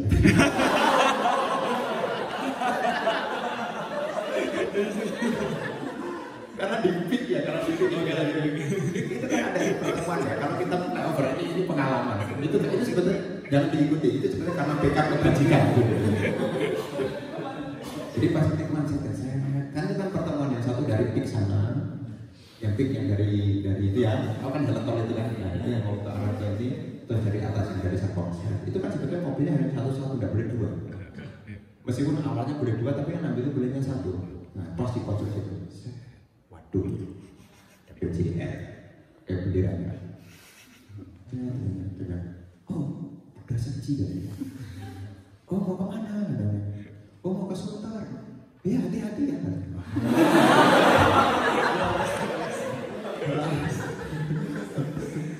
Itu namanya di backup oleh kebajikan. Udah jelas salah, terus saya ngaku salah kok. Bang salah pak, ya kita bilang maaf pak. Mau ke wihara pak, maaf pak. Tuh dia lihat, oh, Buddha Seci. Meskipun saya bukan anggota Buddha Seci, tapi dia melihat kebaikan dari Buddha Seci. Dan saya kan simbolik dari kayak yang di sana lah. Oh, lewat. Itu karena di backup oleh kebajikan.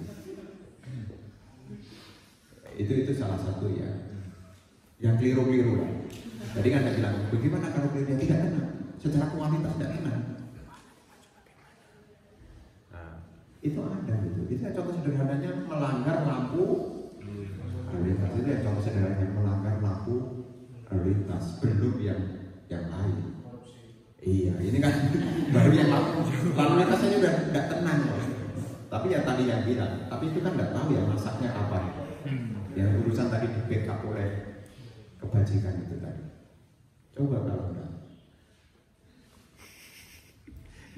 Semenjak itu saya mau ketawa, kok bisa? Ada kasus-kasus begitu ada. Ini pengalaman hidup di Jakarta. Pengalaman hidup di Jakarta. Pernah lagi ceritanya kan? Karena tidak disengaja, jadi kekuatan karmanya juga mungkin kurang kuat ya. Dari Kementerian Agama, dikira jalannya udah benar, bukan salah. Ternyata kalau putar balik itu harus di Pancuran Kuda sana. Setelah dari Sari, dari Kementerian Agama muter, putaran pertama tidak boleh belok, kita belok. Kita ngomong dari Kementerian Agama, tetap ditilang. Tetap ditilang karena tidak tahu, benar-benar tidak tahu, itu bukan niat, benar-benar tidak tahu. Karena ternyata itu harus ke depan sampai patung kuda itu yang dekat balai kota ya apa sih yang sana ya. Kan putra yang pertama kalau dari Sarinah yang gedung kayak nanas itu kan Kementerian Agama kemarin. Karena tidak ada niat, kena juga di situ. Padahal nggak ada niatnya. Nggak ada niat. Yang tadi yang ada niat malah lolos.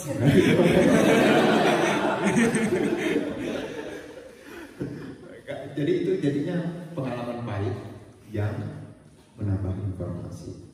Jadi ada begitu. Jadi kalau tinggal di Jakarta nanti dunia begini ya tahu lah. Artinya kan kita bisa menjelaskan bagaimana secara kualitasnya itu. Nah, itu yang contoh pelanggar yang lampu lintas. Ya. Tapi ada salah satu ketika yang memang seperti yang tadi, tidak salah, tidak ada niat, membayar juga. Tidak manjur, saya turunkan perhitungan tidak manjur, tidak tahu bukan subsidi. Tidak manjur, karena dia tugasnya di Sudirman, dia bukan di ini tidak ada. Benar. Ya begitulah lika-liku kehidupan. Ya sudah cukup ya. Oke, terima kasih banyak Mantia Anumodana atas dhamma desana kali ini. Mungkin sebagai penutup kita namaskar pada Mantia sebanyak 3 kali.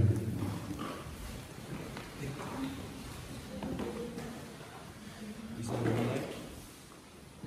Sukihotu ayuwanmu sukibana. Semoga anda bahagia, sehat, sejahtera.